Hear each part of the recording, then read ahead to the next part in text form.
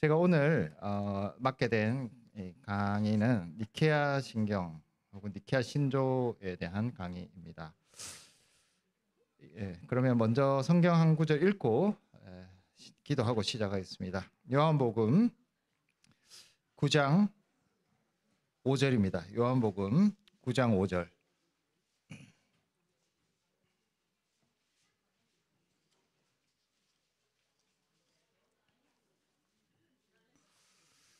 내가 세상에 있는 동안에는 세상의 빛이로라.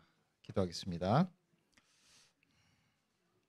성부와 성자와 성령 삼위가 한 분으로 계시는 우리의 찬양과 영광과 존귀를 받으시기에 합당한 삼위 하나님, 우리가 하나님의 이름을 부를 때마다 이 삼위 하나님 안에서 예배하며 또 그 이름을 부르는 일에 합당한 삶을 또 우리에게도 허락해 주셔서 늘 삼위 안에 살아가는 우리의 삶이 되게 하여 주시옵소서. 이 고백을 담아 우리가 니케아 신조에서 또 신앙의 선배들을 통해서 가르쳐 주신 내용 함께 마음에 새길 수 있도록 이 시간 인도하여 주시옵소서. 예수님 이름으로 기도합니다. 아멘. 주보 5페이지에 보시면은 이 니케아 신조라고 하는 신조가 실려 있습니다. 325년에 공의회에 모여서 이제 교회가 공적으로 결정한 그런, 물론 뒤에 이제 콘스탄티노플이라고 해서 한참 후에 조금 더 내용이 보충되긴 했지만 기본적으로 325년, 그러니까 1700년 전에 니케아 공의회에서 당시 전체 교회, 지금은 동방교회, 그리스 정교회 이렇게 로마 교회, 개신교회 이렇게 나누어져 있지만 그때 당시에서는 하나의 우리 전체 기독교회가 함께 모여서 결정한 그런 결정입니다. 그래서 사실 올해가 이제 이 니케아 신조, 니케아 공의회 1700주년인데 그것도 상당히 좀 의미가 있으리라 생각이 듭니다. 보시면은 5페이지를 보시면 니케아 신조는 우리에게 익숙한 사도신경하고 많이 겹쳐지는 부분들이 많이 있습니다. 그래서 이 사도신경에 해당되지 않는 부분, 여러분들이 펜으로 사도신경하고 비슷한 부분을 쭉 없다고 생각하셔도 되고, 아니면 그냥 마음으로 한번 사도신경과 겹치지 않는 부분이 무엇인가를 생각해 보시면 사도신경 외에 우리가 니케아 신조를 고백하게 되는 의미를 좀 찾을 수 있으시리라 생각을 합니다. 5페이지 주보 2번에 성자 하나님에 해당되는 부분부터 간략하게 한번 살펴본다면, 둘째 줄에 보시면은 사도신경에 없거나 혹은 약한 부분인데, 그분은 만세전에 아버지에게서 출생하셨다부터 시작해서 곧 밑으로 네 줄은 사도신경에 없는 내용입니다. 빛으로부터의 빛이며 참 하나님부터의 참 하나님이십니다. 출생하셨지 만들어지지 않으셨고 아버지와 동등 본질이시며, 여기까지가 그 다음 내용도 포함이 되지만 일단 우리의 눈에 띄는 사도신경과 좀 구별이 되는 부분인 것 같습니다. 자, 이 성령 하나님 3번에 보시면 성령 하나님이 있는데요. 거기 보셔도 첫 번째 줄, 우리는 주님이시며 생명의 수여자이신 성령을 믿으오니 그분은 아버지와 그리고 아들로부터 나오시며 아버지와 아들과 함께 영광을 받으시는 분이며, 이 정도가 우리가 사도신경에서 찾아보기 힘든 좀 희미한 그런 부분을 좀 더 명확하게 니케아 신조에서는 밝히고 있다라고 생각하시면 될 것 같습니다. 이렇게 니케아 신조가, 사도신경이라고 하는 것은 전설에는 12사도가 돌아가면서 한 구절씩 읊었다. 그거는 전설이에요. 정확한 사실이 아닙니다. 그렇지만 왜 우리가 사도신경을 지금 공예배 때 고백하느냐? 그 이유는 그 내용이 성경과 일치하고 성경에 있는 바를 잘 요약하고 있다고 그대로부터 우리가 교회 안에서 받아들여졌기 때문에 사도신경을 고백하고 있습니다. 그러니까 갑자기 누군가가 어떤 사람들이 모여서 개인적으로 어떤 구절을 암송한 것이 아니라 당시 교회 안에서 아주 자연스럽게 형성되었던 신앙 고백의 모습, 그것이 사도신경이라고 한다면 아마 니케아 신조를 작성했던 공의에 참석한 모든 신학의 우리 선배들도 그렇게 우리의 신앙의 요약을 받아들이고 있었을 것이다 라고 충분히 짐작할 수 있습니다. 근데 왜 사도신경에 없는 내용을 이렇게 니케아 신조에서는 덧붙였을까라고 생각을 해보면 이 당시 교회가 덧붙여진 내용을 받아들이지 않는 교회 안에 어떤 사람들 혹은 교회들이 생겨나기 시작했기 때문에 그런 위험성을 막기 위해서 특별히 이런 구절을 명확하게 함으로써 그런 분들은 교회로부터 교회의 가르침, 교회가 건강하게 서나가는데 심각한 위험을 줄 수 있다고 분명히 자각을 했기 때문에 이 부분은 사도신경에는 없지만 그러나 분명히 명확하게 문장으로서 밝힘으로써 더 이상 이런 고백을 가지지 않도록 교회 안에 분명히 정해야 되겠다라고 하는 것이 이 니케아 신조를 작성한 공의회의 생각이었습니다. 자, 그래서 이 덧붙여진 내용을 보시면은 당시에 위험한 주장을 했던 분들의 주장이 무엇인가를 명확하게 알 수 있습니다. 자, 예를 들자면 성자 하나님에 해당되는 부분을 보시면은 그분은 만세전에 아버지에게서 출생하셨다. 당시에 위험한 주장을 한 분들도 성자는 아버지에게서 출생하셨다라는 것은 모두 다 받아들였습니다. 이거는 이견의 여지가 없었어요. 성자는 출생하셨고 성부는 낳으시는 분이다. 곧 출생하지 않는 분이다. 여기에 대해서는 모두가 일치된 견해를 가지고 있었습니다.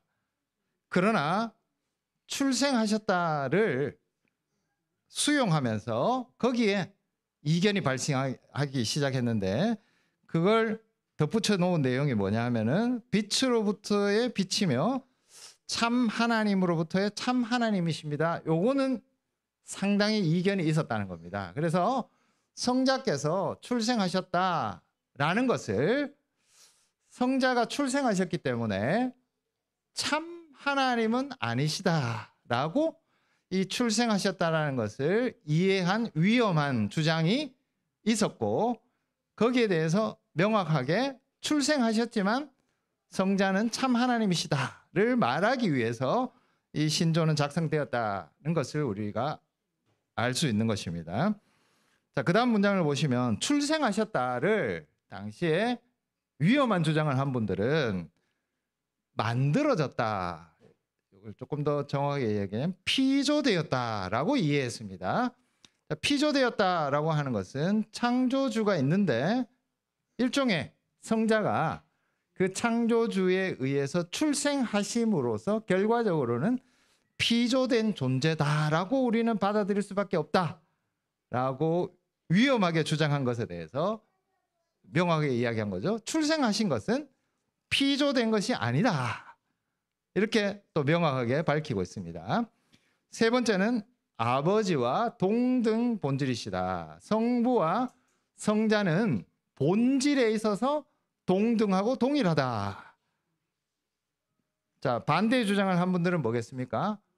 성자는 출생하셨기 때문에 출생하신 어떤 성자라는 분은 결코 아버지 하나님과 성부와 동등한 본질일 수 없다라고 주장했겠죠.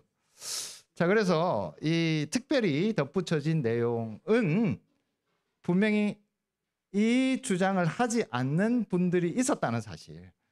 그것을 우리는 아리우스주의자다 이렇게 이야기해 볼 수 있는데 그분들이 어떤 점에서 분명히 틀렸다라는 것을 아주 문장 밝히기 위해서 이 문장을 썼기 때문에 그냥 이 문장을 읽으면은 우리가 왜 이렇게 이야기를 했을까 이해는 되지 않지만 당시에 교회를 좀 위험하게 만든 그 주장들, 아리우스주의자라고 하는 아리우스라는 사람으로부터 시작된 그 주장이 잘못되었다는 것을 이렇게 구구절절 밝히고 있습니다.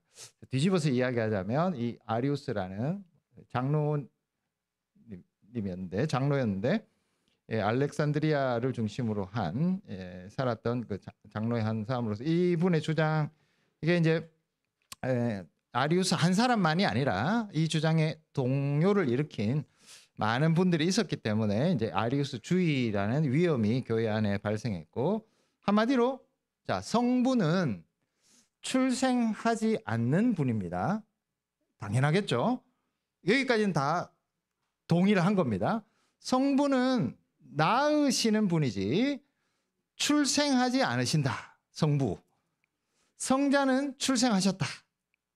자, 이렇게 다 받아들이는 내용을 그때부터 어떻게 이야기하기 시작했느냐. 출생하지 않으심이라고 하는 것이 하나님의 본질이다. 이렇게 규정을 합니다. 자, 하나님의 본질이 출생하지 않으심이기 때문에 출생하심은 하나님의 본질이 될 수 없고 나아가서 참 하나님이 되기 어렵다라고 주장한 것이 이 아리우스의 주장입니다. 자, 두 번째로 출생하셨기 때문에 피조되지 않았다라고 말하는 것은 자, 아버지가 아들을 낳으셨기 때문에 자, 낳으신다라고 하는 것은 아버지가 그러면 아버지의 뜻대로 이 성자를 낳으시기 전까지 어떤 시간이 있었을 것이다. 이건 아리우스의 이야기입니다. 자, 그렇게 보자면 성자라는 이 출생하신 분은 없었던 시간이 있을 수밖에 없다. 여러분, 이건 그냥 논리적인 생각이에요. 자, 성부가 성자를 출생하셨다. 낳으셨다.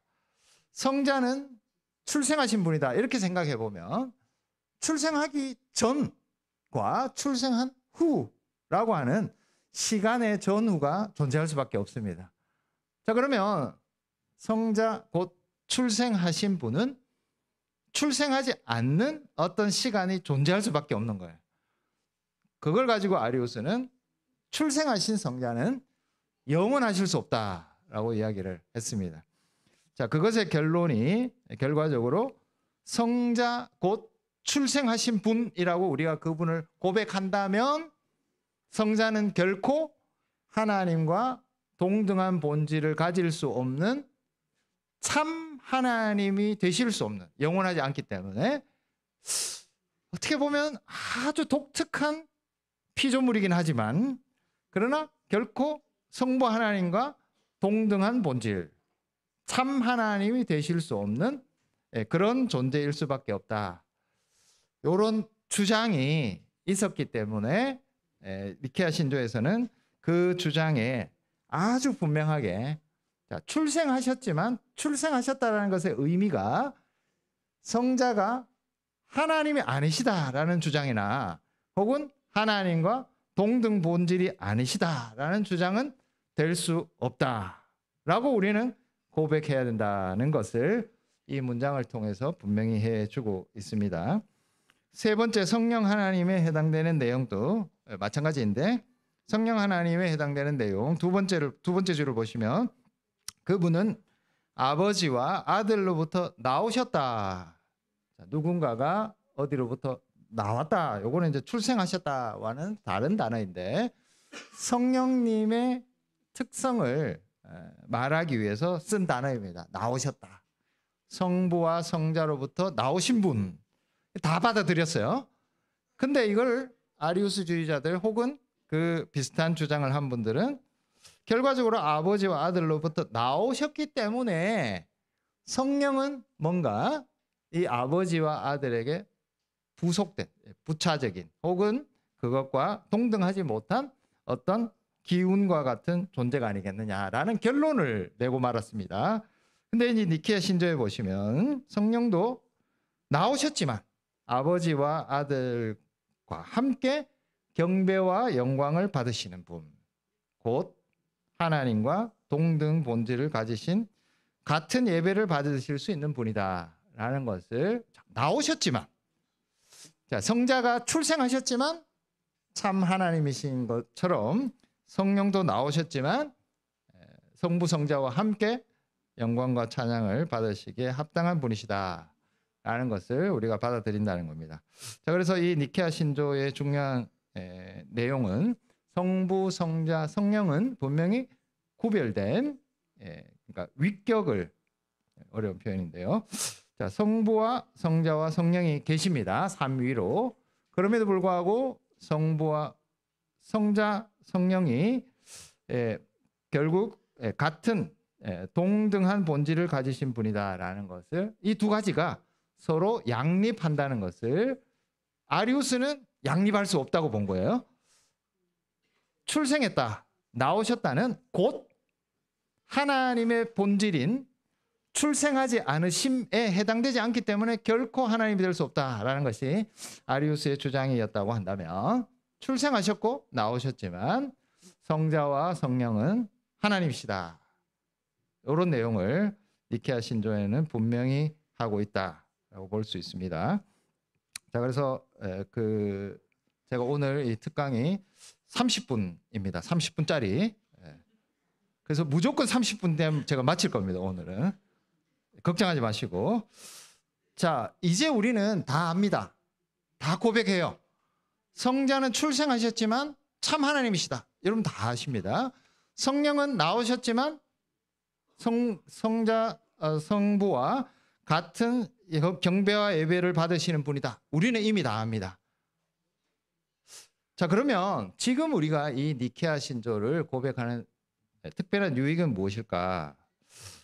저는 이 하나님 안에 삼위가 계시다는 것을 우리가 좀 묵상해 볼 필요가 있으실 것 같습니다. 자, 우리는 출생하셨다를 하나님이 아니시다, 혹은 하나님과 성부와 동등 본질이시다는 것을 부인하는 근거로 삼지 않습니다. 우리는 아리우스 주의자가 아니기 때문에 이거는 이미 전제가 됐어요. 우리는 다 고백해요. 저 그러면 니케아 신조가 우리에게 무슨 더 유익을 줄 수 있을까? 그런 생각에서 제가 말씀드리는 것은, 우리가 믿는 하나님은 삼위가 계시다는 겁니다. 성부와 성자가 어떤 독특한 관계를 가지고 계시다는 거. 자, 하나님이 그냥 한 존재만 있는 것이 아니라 세 위격으로 계시다는 것이 우리가 믿는 하나님의 굉장히 신비로운 내용입니다. 근데 여기서 조금 더 우리가 한 걸음 더 전진을 해보면, 성부께서 성자에게, 자, 성부는 낳으시고 성자는 출생하신 분입니다. 이 관계죠, 일종의. 그런 관계성 속에 성부와 성자가 계십니다. 근데 성부가 성자에게 하신 일, 그것이, 제가 이 표현은 조금 어떻게 들리실지 모르겠지만, 우리가 이 삼위 하나님으로부터 받아 누리는 은혜를 보여주시는 중요한 그림들이 성부가 성자에게 하신 것을 보면 알 수 있다는 겁니다. 자, 이 출생하셨다라는 표현이 시편 2편에 보면은, 너는 내 아들이라, 오늘날 내가 너를 낳았다라고 하는 이 성경적 표현에서 가져온 거거든요. 자, 성부가 성자를 낳으신 것은 네가 나의 아주 특별한 아들이다. 그게 독생자입니다. 자, 이것은 성부와 성자 사이에만 존재하는 관계예요. 출생하셨다가 의미하는 게. 이 내용은 성경 곳곳에서 확증이 되고 있습니다. 예수님께서 세례 받으실 때 변화산 사건에서 이는 내 사랑하는 아들이요 내 기뻐하는 자다. 이 존재는 성자밖에 없어요. 출생하신 분, 성자는 성부 하나님께 이런 정말 특별한 분입니다. 자, 근데 여러분들도 기억하시다시피 오늘 우리 설교에서도 나왔지만 에베소서 2장에 보면은 예수님께서 하나님 우편에 서시거나 하나님 우편에 앉아 계시는데 우리를 들어 올려서 하나님 우편에 앉히셨느니라라는 내용이 나옵니다. 두 개가 겹쳐요.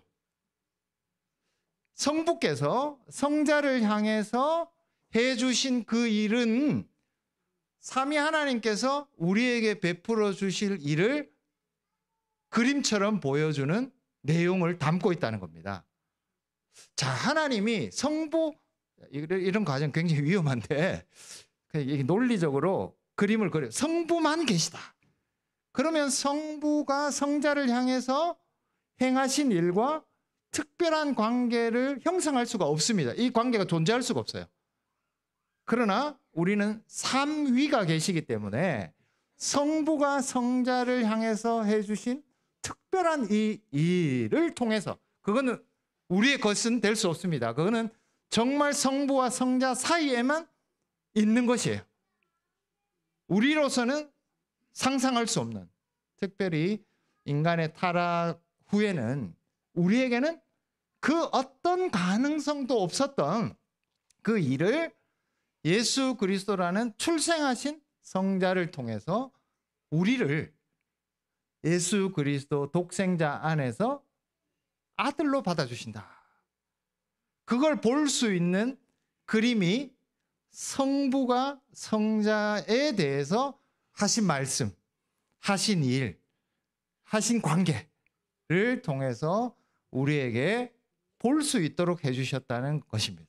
이게 세 위격이 존재하는 굉장히 큰 의미예요. 우리 그냥 하나님은 하나님만으로 따로 계신 것처럼 보이지만, 그렇지만 하나님은 사람이 되실 수도 없고 피조물이 되실 수 없지만, 그러나 삼위 안에서 일어난 일은 피조물인 우리에게, 타락한 우리에게도 예수 그리스도 안에서 우리에게 베풀어 줄 은혜를 보여주시는 그림이, 신비가 그 속에 들어있다라고 하는 것입니다. 자, 그래서 로마서 8장 14절에서 17절을 읽겠습니다. 같이 찾아서 로마서 8장 14절에서 17절, 다 아시는 내용인데 다시 한번 확인해 보겠습니다. 자, 함께 읽을까요? 로마서 8장 14절에서 17절 시작. 무릇 하나님의 영으로 인도함을 받는 사람은 하나님의 아들이라. 너희는 다시 무서워하는 종의 영을 받지 아니하고 양자의 영을 받았으므로 우리가 아빠 아버지라고 부르시느니라. 성령이 친히 우리의 영과 더불어 우리가 하나님의 자녀인 것을 증언하시나니, 자녀이면 또한 상속자 곧 하나님의 상속자요 그리스도와 함께한 상속자니 우리가 그와 함께 영광을 받기 위하여 고난도 함께 받아야 할 것이니라. 예. 그러니까 성부가 낳으셨고 성자가 출생하신 분이다라는 것을 고백하는 모든 분들은 그 출생하신 성자 안에서 하나님께서 우리를 아들로 받아주실 것이라는 그 확신 속에 이 고백을 할 수 있는 것입니다. 그러니까 성자가 출생하셨다, 그러셨겠지가 아니라 성자의 출생으로 인하여 하나님께서는 그 성자에게 베풀어 주신 아들됨을 우리에게 열어, 물론 이것은 성부와 성자가 누리시는 독특한 관계까지는 아니라 할지라도 적어도 그 안에서 나타난 아들됨을 우리에게도 분명히 약속해 주고 계시다라는 것을 고백하는 거예요, 함께.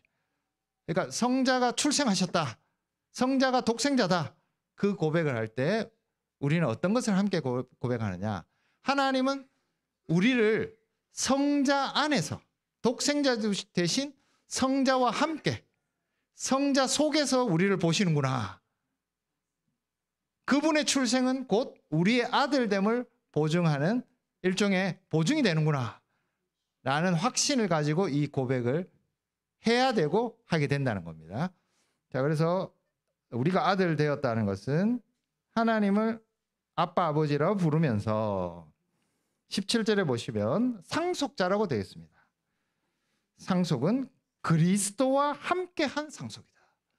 그리스도께 성부가 약속하신 모든 상속을, 여러분 상속 좋은 겁니다. 이거 무조건 받아야 되는 거예요. 상속은 아시잖아요, 여러분들. 요즘 상속 때문에 막 전쟁을 하고 법정에 가고 뭐 이런 거지만 우리는 그리스도와 함께한 상속자예요. 이때 그리스도는 성자인 출생하신 분입니다. 아버지가 낳으신 아들이에요. 그 친아들과 함께 그 친아들이 받는 모든 상속을 우리도 누리게 된다. 자, 그리고 영광을 받는다. 아버지가 아들에게 주신 그 영광을 우리도 받게 되고, 심지어 우리는 아들이 겪으신 그 고난도 함께 상속한다. 아들 안에서 성부가 허락해 주신 모든 내용을 독생자 혹은 출생하셨다라고 성자를 우리가 부를 때 우리에게 이 모든 상속이 우리도 그리스도와 함께한 상속자라는 것을 확신하게 해주시는 내용이 담겨 있다. 그렇게 볼 수 있습니다. 자, 니케아 신조에 보시면 그 다음 줄에 출생하셨다라는 것에 대한 설명은 어떤 의미가 있는가를 말씀을 드렸고, 그 다음에 빛으로부터 나온 빛입니다. 자, 이 빛이 왜 나오냐 궁금하실 건데, 이 빛이라는 것은 하나님을 보는 것과 연결이 되어 있습니다. 오늘 시작할 때 요한복음 9장 5절을 읽었습니다. 제가 다시 한번 읽어보면, 내가 세상에 있는 동안에는 세상의 빛이로라, 이 말씀을 하시고 예수님께서 뭘 하시냐 하면은 눈 보지 못하는 자의 눈을 뜨게 하십니다. 그러니까 예수님이 세상의 빛이신데 빛으로부터 나온 빛입니다. 근데 이 빛이 비칠 때는 보게 됩니다.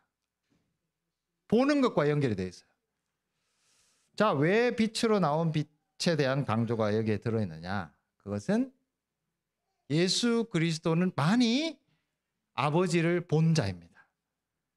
그 외에 어떤 자도 아버지를 이렇게 혹은 보는 것 근처에도 간 사람이 없었습니다. 자, 이런 구절들은 성경에 요한복음에 보시면은 요한복음 6장 46절, 요한복음 6장 46절입니다. 예수님께서 이 땅에 오셨을 때 이런 말씀을 많이 하시다가 돌에 맞으실 뻔했죠. 결국에 돌아가셨지만, 자, 6장 46절입니다. 이는 아버지를 본 자가 있다는 것이 아니니라 오직 하나님에게서 온 자만이 아버지를 보았느니라. 하나님에게서 온 자만이 이거 볼 수 있다. 거기에 빛이 있다는 겁니다. 나는 세상의 빛이다. 그것은 나만이 어떻게 보면 아버지를 본 자다라는 내용과 연결이 되어 있습니다. 빛이 있다는 것은 조명, 곧 아버지를 보고 아는 것과 연결이 되어 있는데, 아들만이 아버지를 보았습니다. 근데 예수님께서 나중에 아들을 본 자가 곧 아버지를 본 것이다 라고 아들을 보고 있는 자들을 향해서 말씀하고 계세요. 빛으로부터 나온 빛, 하나님, 성부 하나님이 빛이십니다. 이 빛을 볼 수 있는 유일한 분이 성자세요. 근데 그 성자이신 예수님을 보는 자만이 아버지를 볼 수 있는 자입니다.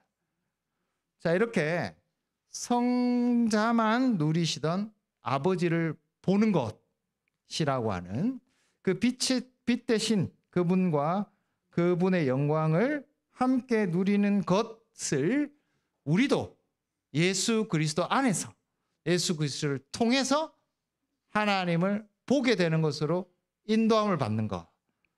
그래서 예수님이 빛으로부터 나오신 빛이다 이렇게 고백할 때, 예수님은 어떤 종류의 빛이지? 태양빛인가? 달빛인가?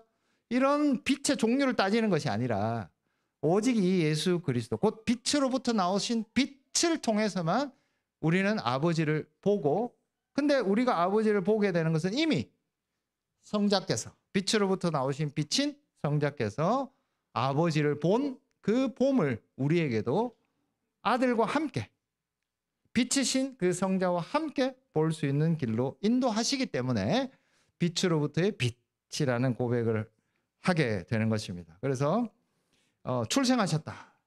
빛으로부터의 빛이시다. 이렇게 고백할 때 이것은 성자에 대한 고백일 뿐만 아니라 그 성자와 함께 성자 안에서 그리고 성자와 더불어 우리가 누리게 되는, 우리에게 허락해 주신, 감히 우리에게는 허락되지 않는 성부와 성자 사이에 있었던 그 봄과 아들됨의 상속들, 이런 것으로 우리를 인도하시는 고백이, 그런 증거가 성자에 대한 고백을 통해서 이 니케아 신조에 담겨 있다, 이렇게 볼 수 있을 것 같습니다. 자, 그래서 정리를 하자면 이 니케아 신조는 분명 아리우스라는 당시에 교회에 어려움을 준 분들에 대해서 명확하게 아니다라는 것을 뚜렷하게 밝히기 위해서 아주 특정적인 문장을 사도신경에 덧붙였습니다. 근데 이 덧붙여진 내용을 통해서 결국 당시의 교회가 무엇을 잃어버리지 않으려고 노력했는가? 곧 성자를 통해서, 성자로 말미암아 성자와 함께 삼위 하나님께서 우리에게 베풀어 주실 그 은혜의 크심을 잃어버리지 않도록, 교회가 그것을 상실하지 않고 그 보화를 지켜갈 수 있도록 이 고백 속에서 계속해서 고백할 수 있는 그런 길을 니케아 신조를 통해서 우리에게 허락해 주셨다. 이것은 단지 성자가 어떤 분이냐라는 것에 대한 고백을 넘어서서 이 성자를 통해서 삼위가 우리에게 주시고자 하는 그 모든 상속을 이 고백을 통해서 우리에게 보증하고 계시다라는 것을 우리는 이 신조를 통해서 함께 고백해야 될 것입니다. 기도하겠습니다. 하늘에 계신 우리 아버지 하나님, 325년에 모든 교회가 모여서 어떤 주장을 함으로써 그 주장은 논리적이고 합리적인 것처럼 보일 수 있으나 삼위 하나님께서 우리에게 허락하신 모든 은혜와 그 은사의 보화를 잃어버리게 하는 그 위험한 주장을 이렇게 명확한 내용을 통해서 교회는 함께 고백하였습니다. 이를 통하여 하나님께서 성부 성자로 성령으로 계시면서 우리에게 주시고자 하는 모든 은혜를 우리에게 분명히 약속하셨다는 것을 증거하기를 원하였습니다. 우리가 성자를 출생하셨다, 빛으로부터 나오신 빛이시다, 성령이 생명의 수혜자시다라는 것을 고백할 때 그 놀라운 하나님 안에 있는 보화 속으로 우리가 상속자로서, 자녀로서 초대받고 있다는 이 확신을 잃어버리지 않도록 도와주시옵소서. 예수님 이름으로 기도합니다. 아멘.